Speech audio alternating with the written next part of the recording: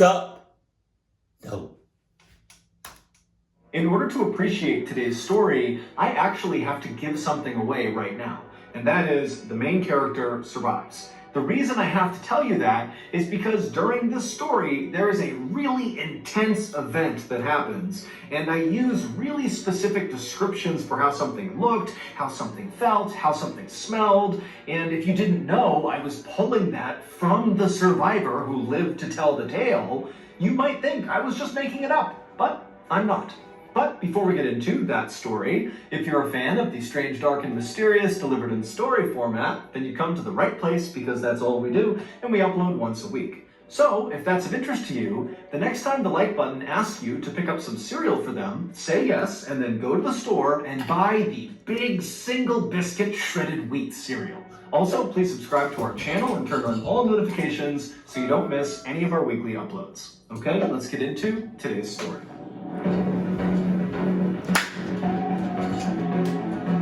Dice roll. Dice roll. Shoo! Shoo! What? On July 19th, 2013, 49-year-old Matt Dyer climbed on board a tiny 19-seat Twin Otter airplane that was parked on the tarmac of the Montreal International Airport in Canada.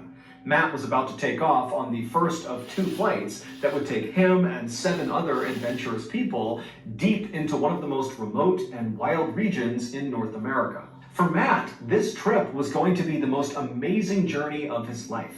He had seen the ad for this 2-week-long expedition about a year earlier when he was looking through a magazine put out by an environmental organization called the Sierra Club.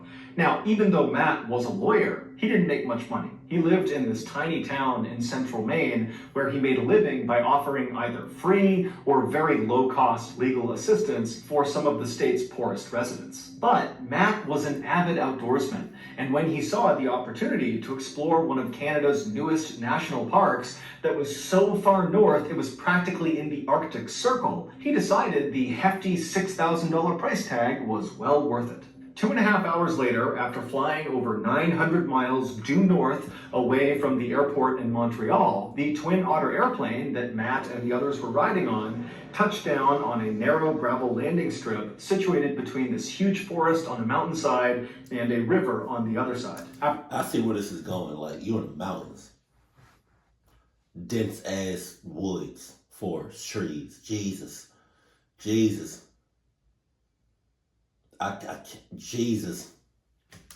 Climbing off the plane with all of their equipment, Matt and the 7 others hustled their way over to this stretch of flimsy plywood buildings that lined the runway. These buildings and this entire area they were in was not a part of this new national park they were going to. This was like their staging area to prepare and get ready before catching another flight that would bring them into the park. And so Matt and the 7 other people he was with, which included the 2 trip leaders from the Sierra Club, they would stay at this temporary base camp for the next couple of days, going over their hiking routes and talking about emergency procedures and protocols. And then after those 2 days were up, the group felt like they were ready. And so the group packed up all their things and they boarded the tiny float plane out on the water that would take them to their final destination, this new Canadian national park, better known as the Torngat Mountains. 45 minutes later, the pilot of the float plane began to descend through the clouds to make their landing on a little water inlet. And as the pilot did that, Matt and the 7 others were able to look out the window and actually see the Torngat Mountains for the first time. Now, all of them had seen dozens and dozens of pictures of this area, but seeing it for the first time in person was still shocking. The area looks like an alien planet. The wilderness in and around the Torngats is not the same kind of wilderness we think of when we think about going hiking in the forest or going camping or something. No, the wilderness in the Torngats is primordial. It's like you're looking out at a place from the very beginning of time, like dinosaurs should be walking around this area. As far as Matt could see, in any direction were these huge, jagged mountains that had been carved out of the earth by glaciers hundreds of thousands of years ago. And those same glaciers had created hundreds of waterways between the mountains called fjords that almost looked like blue-veined fingers. And even from high up in the plane, Matt could look down and the water of these fjords were so clear that he could see these speckled backs of brown trout swimming beneath the surface. But while this landscape was undoubtedly spectacularly beautiful and pristine and totally incredible, it was equal parts unwelcoming to people. There are no roads in the Torngods, there's no campsites, there's no facilities, there's no internet, there's no cell phone, and Exactly. So it's not meant for humans. The hell you doing out there? the weather is unbelievably harsh. It's freezing cold and wet most of the time. And then even when it's a little bit warm and a little bit nice there, the weather can change in an instant and become freezing cold and wet all over again. And so as such, the handful of visitors that go into this area every year are expected to be 100% self-reliant, because this really is one of the most dangerous wild regions in the world. But for Matt, as he looked out his window and surveyed this landscape, he wasn't second-guessing his decision to go into this hostile environment. No. I mean, the reason he was willing to fork over all that money to go on this trip is because he really wanted to experience extreme wilderness firsthand. And so finally, the pilot of the float plane came into land on this little... Really? You had to experience extreme wilderness firsthand. In one of the most extremist wilderness in the world. Earth is huge. You had to go to the Cluckus one? Jesus. Inlet, and then the pilot ferried the craft over to this beach, and then Matt and the 7 others piled off onto land with all of their things, and then as the pilot turned around and left, the 2 Sierra Club trip leaders, a 61-year-old man named Rich Gross and a 60-year-old woman named Marta Chase, told the group to pick up their things and follow them. And so... Why you look like that?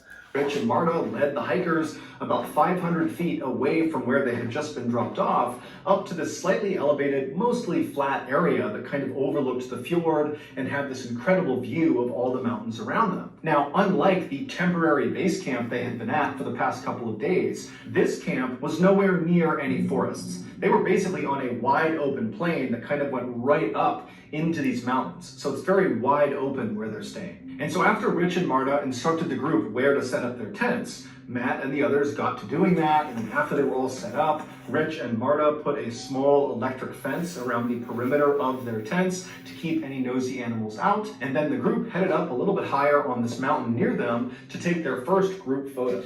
And in this photo, they all looked so happy and so excited for what's to come. And over the next couple of days, they're...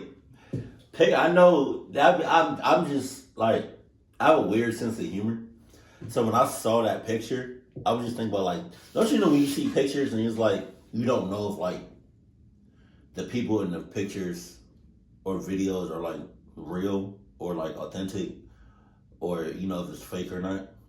What if, like, they all didn't like each other? And then they were trying to, like, they came together real close to take a picture, and during the picture, they was like this. But after the picture, like, as soon they said done, like, all right, it's like the second it was over, like,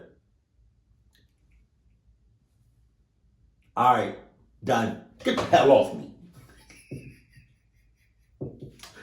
Would go exactly to plan. During the daytime hours, they would hike all of their pre-planned hiking routes all over the mountains and down near the water, and at night they would eat their food and drink fresh water from the fjord and swap stories from back home. But their perfect trip was about to become a nightmare. Is that the Northern Lights? Did I say that right? I've been married to my wife, Amanda, for nearly 12 years, and I just love her so much. She's so thoughtful, so kind, an amazing mother, and so this Christmas, I wanted to get her something extra special to show her how much I care. And what's more special than a pet, middle-aged rabid skunk? And so me and old Lummy hopped on my nuclear-powered laptop and began slapping away at the keys to navigate to an online vendor that sold rab skunks. But as soon as I clicked on the link, www.weselllrabbitskunksandalsopudding.com, I knew I had made a terrible mistake. That website was riddled with malware, and so immediately my laptop began to melt down and literally exploded. Luckily, shielded me from the blast, and then after the nuclear winter had subsided, he put on... And then after the nuclear winter had subsided, Lungi put on his traditional gakti, and he said, Lupeta uden drayekeshen, ayutainen rokeshta roidi NordVPN, which of course in Finnish means, stop causing nuclear explosions. Sign up for NordVPN. A VPN, or virtual private network, is a service that keeps you safe while you browse the internet. And NordVPN is the brand name in the space. Not only will NordVPN keep all of your information safely behind their wall of next-generation encryption, but also, most importantly, they will block malware hosting websites along with annoying ads and botnet control. So, if you're tired of your Christmas shopping turning into nuclear explosions, then take Lungy's advice and sign up for NordVPN today. Right now, you can get a 2-year plan at a huge discount, plus 4 additional months for free when you go to nordvpn.com/Mr. Ballin. And it's risk-free with Nord's 30-day money-back guarantee. That's nordvpn.com/Mr. Ballin, or click the link in the description below. Okay, back to the story.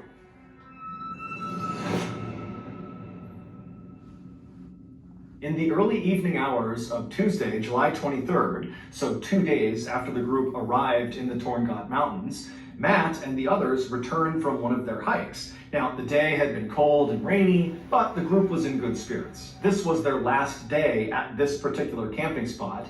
The next morning, they were going to pack up and head farther inland to their next camping spot. After Matt and the others had put their gear back inside of their tents, they came back out to see that Rich and Marta, the 2 trip leads, had organized a special feast for the group to celebrate the successful beginning of their trip. And so the group all sat around eating salami and crackers and drinking rum mixed with lemonade as they talked excitedly about the next couple of days and what they could expect. At some point during the festivities, Matt was tired, and so he broke away from the group. He climbed back inside of his tent, got inside of his sleeping bag, and before long, he was fast asleep. A few hours later, around 3:30 in the morning, Matt suddenly woke up. He had no idea what had woken him up, and so for a second, he just lay there listening to the outside world and just kind of staring straight up. Now, the moon was out that night, so there was some illumination, and as he looked straight up at the underside of his tent, he sees this huge figure move across the side of his tent and then stop right on top of him. Oh my God. And before Matt's brain could process what was happening, this huge figure began pressing down on the fabric of Matt's tent. And so he's seeing his tent collapsing in on him. Matt's not doing anything. He's not saying anything. He's just watching in horror. And then suddenly the tent rips open and these 2 arms reach into the tent and they grab at Matt. Yo.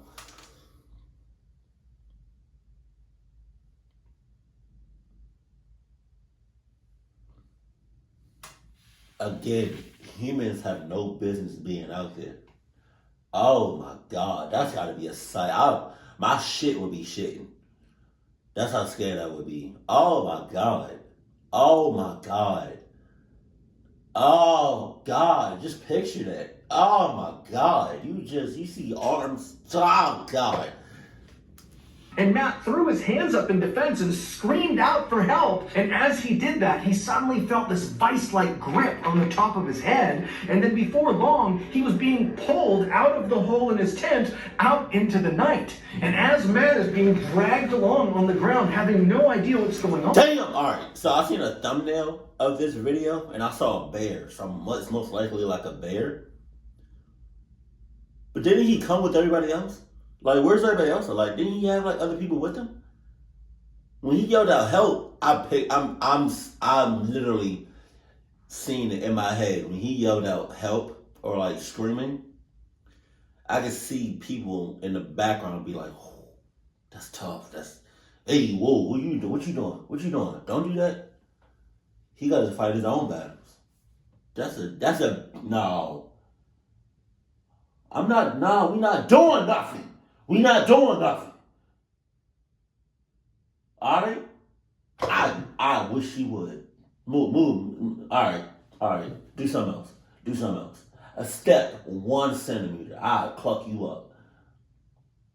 Look at that big ass thing on the tent, grabbing that shit. Grabbing him. Look at that. You see that? He gonna cluck us all up. Shut the hell, all that shit. Shut all that shit up. We not moving nowhere. We gonna stand our ground and watch the cluckness unfold.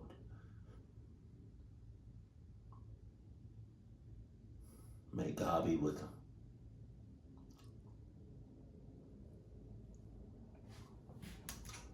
He can't move. All he can hear is this crunching sound, which he would later find out was the sound of his skull and jaw breaking. Damn. And he started to smell this horrible rotten fish smell, and then he felt what felt like saliva coming over his face. And then Matt began kind of trying to look around because he couldn't really move his head, and he noticed all he could see was white fur. And it was then that Matt realized he was in the jaws of one of the world's most powerful and deadliest predators. Standing 10 feet tall on its hind legs and weighing as much as 1,700 pounds, the North American polar bear sits right on top of the Arctic food chain. And now this apex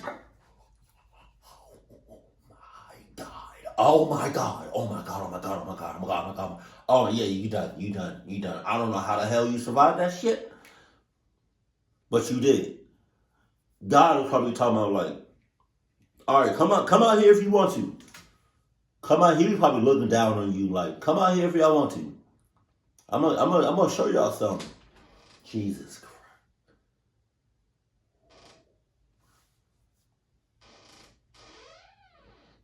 Hey, mama.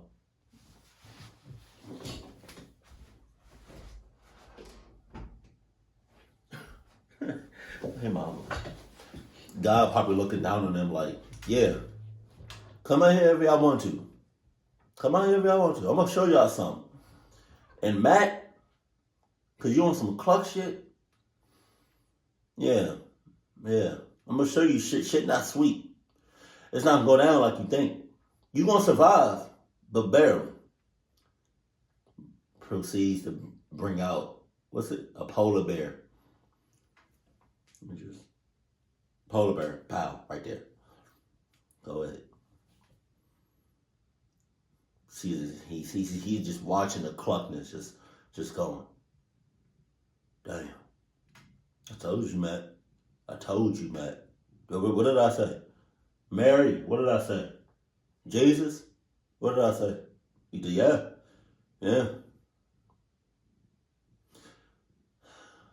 Shit.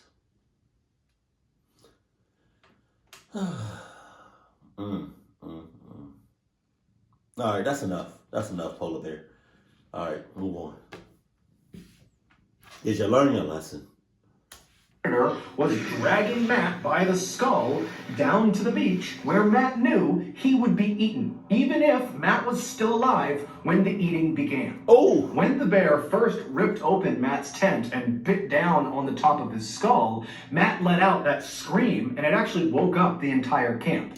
And one of the first people to emerge from their tents to see what was going on was one of the trip leaders, Marta. And so she jumps out of her tent, and just 3 feet away from her, she sees this huge polar bear on its hind legs diving into the tent to get after Matt. And so Marta instinctively yells out to Rich to get his flare gun, and she dove back into her tent to retrieve her own flare gun. But by the time she and Rich had both emerged, gun in hand, this polar bear had already dragged Matt 200 feet away from the camp. Oh my God. By this point, the other hikers in the group had also emerged from their tents, and after realizing what was going on, they just stood there, absolutely paralyzed with shock, staring at this bear dragging one of their companions down to the beach to be killed. Then, after Rich fired his flare gun generally in the direction of the bear, it kind of snapped the group out of their paralysis, and then moments later, they were all screaming and banging pots and pans to try to terrify the bear into releasing Matt from its jaws. Matt couldn't hear the sounds of his companions calling out to try to save him, nor did Matt feel any pain. He was in shock. The only thing going through Matt's head as he was being dragged along the ground to the beach was, I'm going to die. I'm either going to die on the way to the beach, or when I get there, then when the bear starts eating me, I'm going to die. And when he thought about this, it was with a kind of eerie, calm detachment. Like he wasn't sad or mad, it was just kind of a fact. This was going to happen. But as Matt was kind of making peace with his reality, Rich fired that flare gun shot, and that ball of chemical fire exploded basically right in front of the polar bear's face. And the polar bear, who was startled by the flare, instinctively whipped its head to the side, up, and then down again, and it didn't let go of Matt. And so Matt was whipped like a rag doll up, and then was slammed down into the ground. And when Matt hit the ground, he heard the sound of his neck breaking. But as Matt was laying there, the bear released him from its jaws, and then behind Matt, the bear turned around and began walking away. And so Matt could hear the sound of its big paws moving away from him, and suddenly Matt's thinking, oh my God, I might survive this. And so he tried to lay as still as he possibly could so as not to attract any attention, and he began repeating in his head over and over and over again, please bear, go away, please bear, go away. But as if out of a horror movie, as Matt is laying there repeating this phrase, he hears the sound of this bear stopping, turning around, and start moving back towards him. And so Matt's just thinking, okay, it's gonna come back over here, it's gonna bite my head, and that's the end. But luckily, Rich, by this point, one of the trip leads, had run down closer to the beach, reloaded his flare gun, and right as this bear was going to bite Matt again, Rich had fired that flare, and once again, the chemical fire had kind of exploded right near the bear, causing it to get startled. It turned around, it ran off, and this time the bear did not return. It would turn out Rich and Marta, the two trip leaders from the Sierra Club, had chosen a location for this campsite that was so heavily trafficked by polar bears, it was referred to as a polar bear highway. When all of the hikers, which included Marta and Rich, had been given their safety brief when they were staying in those plywood structures at that base camp near the runway, well, part of the brief was whenever you make camp,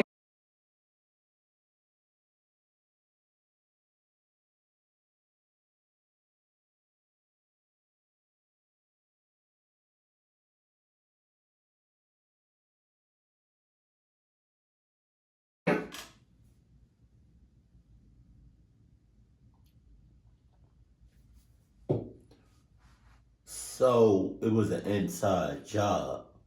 They knew polar bears. Wow, that's crazy. They was out to get them. That shit is crazy.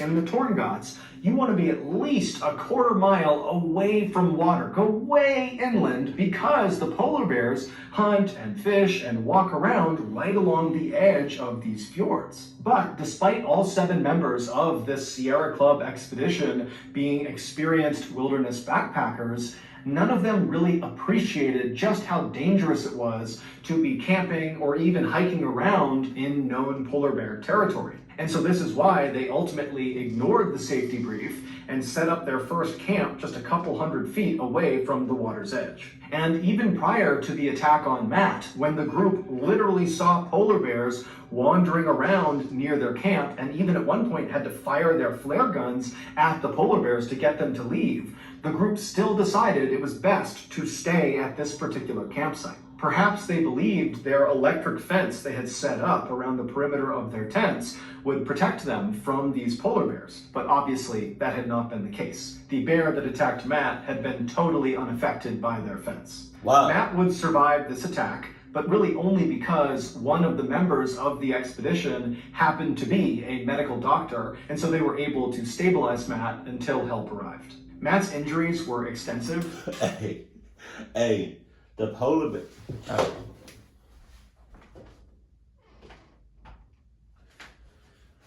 Hey, the polar bear was probably talking about like saw the fence, probably got electrocuted. like something slight, like a little, zzz, you know what I mean? And then it was like, that's probably how he did it. He was probably like, zzz.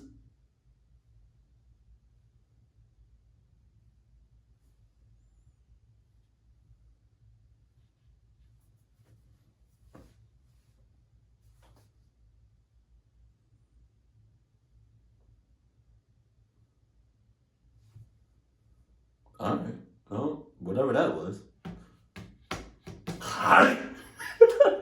Included a broken skull, a broken jaw. He had slash marks and puncture wounds all over his head and his neck, and all of those wounds got horribly infected. And also his voice was permanently changed as well, because the bear also slashed his vocal cords. Following the attack on Matt, Parks Canada, which is the agency that oversees all of Canada's national parks, including Torngots, has mandated that any organization going into Torngots National Park has to have a polar bear protection plan in place. As for Matt, he does not make a big deal about his near-death experience. In fact, he kind of makes light of it and sometimes even makes jokes about it.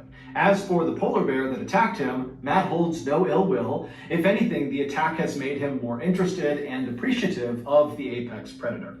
In August of 2014, so 11 months after Matt's brush with death, he returned to the Torngots and even visited the actual site of the attack, perhaps to get closure. Except this time, he was in the company of an armed polar bear expert. I guess. Him, or all of them really, going out into the mountains like that is like, that's like you going into a house and then going into a room. That's like the walls, ceilings, floors, everything is covered in dildos. And it's just like, you know what I mean? You don't have no reason being in that neighborhood. Damn the room, damn the house, damn the property.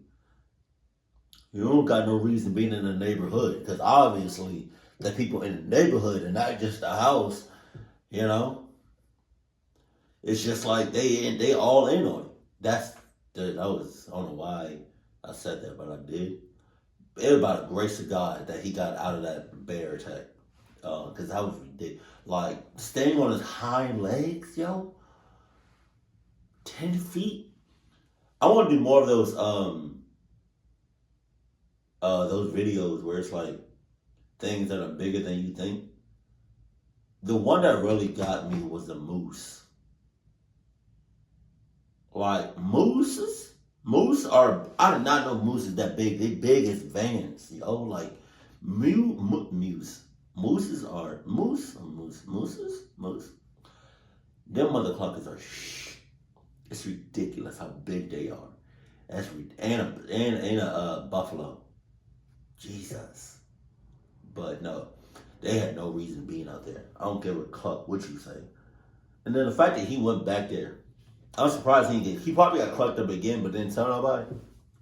That's all I'm saying. Like, that's just crazy. That's crazy as hell. Oh my God. Polar bears are really big, like that's crazy. There's some strange, weird, beautiful, big ass animals out there. Oh my God, shit. Polar bears are savages. Keep it cool, keep it classy, and I love you. Stay happy, my family.